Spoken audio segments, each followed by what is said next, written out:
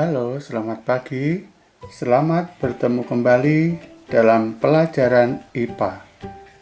Kali ini akan kita pelajari bersama tentang adaptasi tumbuhan. Tujuan pembelajaran yang pertama dapat menjelaskan tujuan adaptasi tumbuhan dengan lingkungannya. Kedua, dapat menjelaskan tujuan tumbuhan melindungi diri untuk mempertahankan hidup dengan lingkungannya. Anak-anak, setiap makhluk hidup memiliki kemampuan untuk menyesuaikan diri dengan lingkungannya. Kemampuan organisme untuk menyesuaikan diri dengan kondisi lingkungan agar mampu mempertahankan kelangsungan hidupnya disebut adaptasi. Tumbuhan mengembangkan bentuk yang paling efisien untuk memenuhi kebutuhan dan mempertahankan hidup. Contoh, tumbuhan yang ada di dalam hutan biasanya berpohon tinggi dengan cabang dan daun mengarah ke atas untuk mendapatkan sinar matahari. Sedangkan tumbuhan yang ada di tepi hutan biasanya berpohon lebih rendah dengan cabang dan daun mengarah ke samping untuk mendapatkan sinar matahari.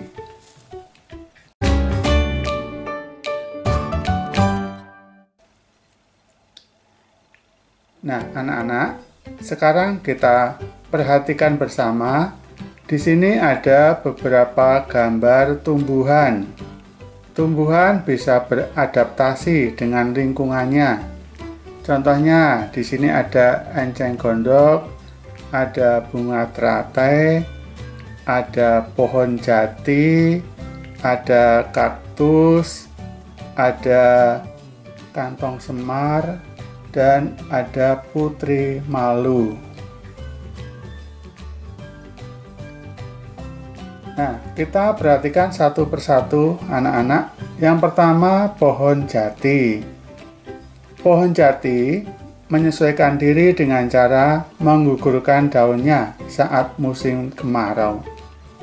Pengguguran daun ini bertujuan agar tidak terjadi penguapan yang berlebihan yang dapat menyebabkan tumbuhan kekurangan air dan mati. Kaktus. Cara adaptasi pada tumbuhan kaktus, batang yang bisa menyimpan air.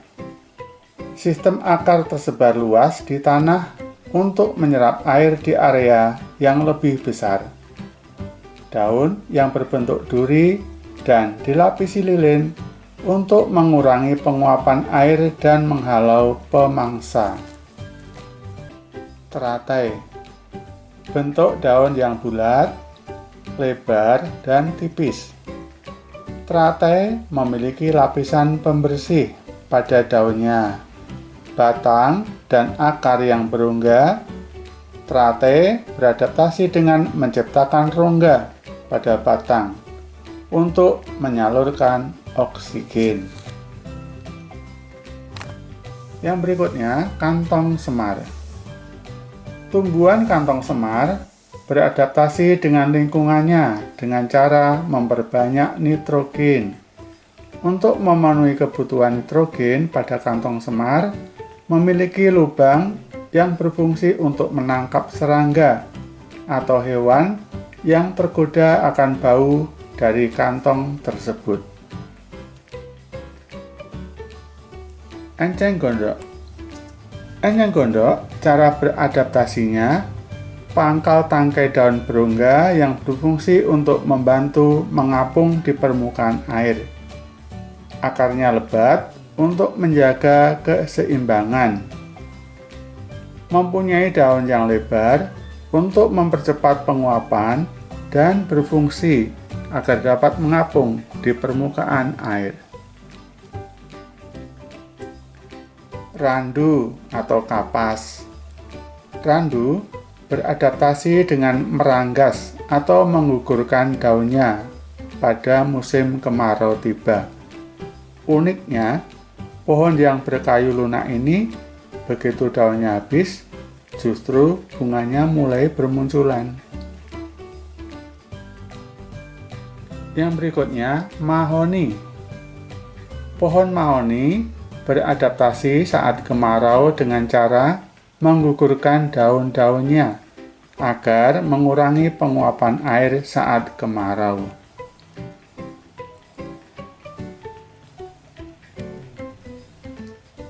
Yang berikutnya, cemara.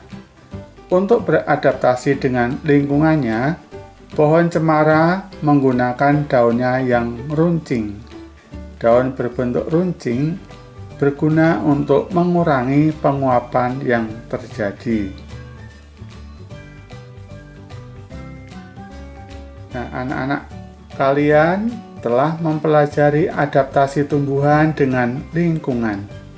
Sekarang, kita akan belajar tentang cara tumbuhan mempertahankan hidup atau melindungi dirinya. Di sini ada beberapa gambar tanaman, ada bunga bangkai, ada durian, ada karet, ada nangka, ada salak, ada mawar. Mari kita ikuti satu persatu. Bunga mawar. Bunga mawar melindungi dirinya dengan duri-duri pada bagian batangnya. Durian. Kulit buah durian memiliki duri yang sangat tajam. Duri ini sebagai alat pertahanan diri dari musuhnya.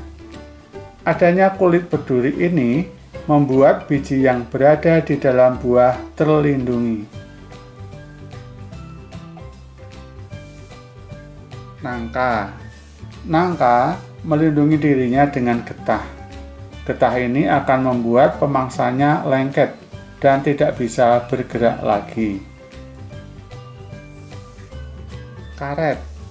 Getah yang menempel menyebabkan hewan sulit bergerak. Dengan demikian, tumbuhan tersebut terhindar dari gangguan hewan. Yang berikutnya, putri malu. Putri malu beradaptasi untuk melindungi dirinya dari predator herbivora yang ingin memakan daunnya dengan cara menguncupkan daun-daunnya. Warna daun putri malu bagian bawah lebih pucat dari warna bagian atas, sehingga predator herbivora mengira tanaman tersebut telah layu. Salak. Salak melindunginya dengan duri. Duri ini untuk melindungi diri dari musuhnya. Duri tersebut dapat melukai hewan yang mencoba mengganggunya. Mahoni. Beberapa tumbuhan memiliki biji yang dilengkapi dengan cangkang keras. Di sini salah satunya adalah mahoni. Cangkang tersebut juga berfungsi untuk melindungi dirinya agar tidak dimakan oleh hewan pemakan biji atau tumbuhan.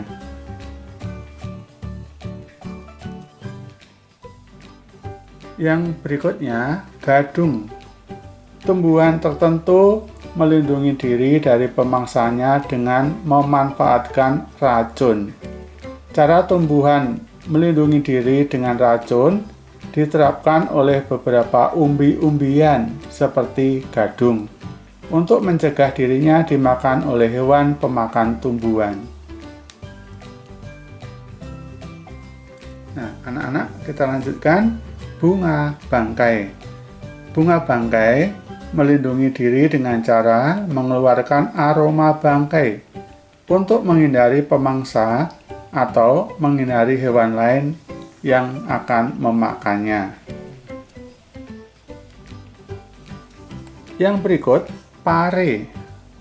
Cara tumbuhan pare melindungi dirinya dengan rasanya yang pahit.